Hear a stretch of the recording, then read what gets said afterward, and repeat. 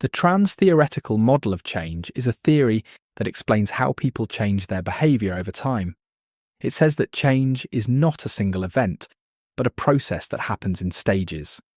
These stages are pre-contemplation, not thinking about change; contemplation, thinking about it; preparation, getting ready; action, making the change; and maintenance, keeping the change going.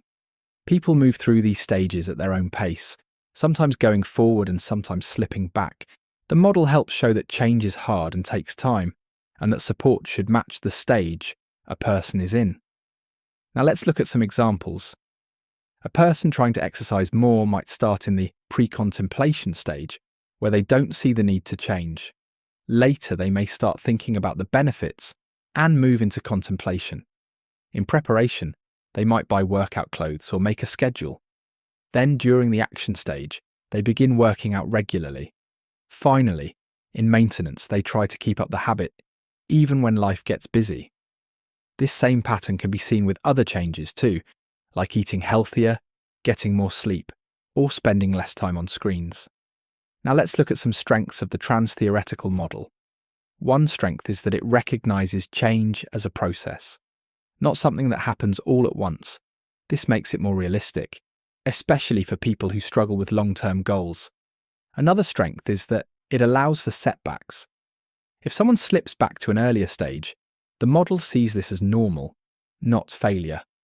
A third strength is that it helps people and professionals match strategies to the right stage.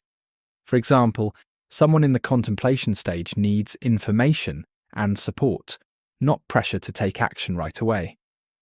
However, the Transtheoretical model is not without its weaknesses. One weakness is that it can be hard to tell exactly what stage a person is in. People's thoughts and actions don't always fit neatly into one category. Another weakness is that not everyone moves through the stages in the same order. Some people skip stages or jump back and forth quickly, which the model doesn't fully explain. A final weakness is that the model focuses mostly on individual choices and may not consider outside factors like environment, support systems, or barriers that can make change harder. Now let's look at some alternatives to the Transtheoretical model. One alternative is the health belief model, which focuses on what people believe about their health and how likely they are to take action based on those beliefs. Another alternative is the theory of planned behaviour, which looks at a person's intention to change based on their attitude, what others expect, and how much control they think they have. These models focus more on decision-making and motivation, while the Transtheoretical model focuses on the stages people go through over time.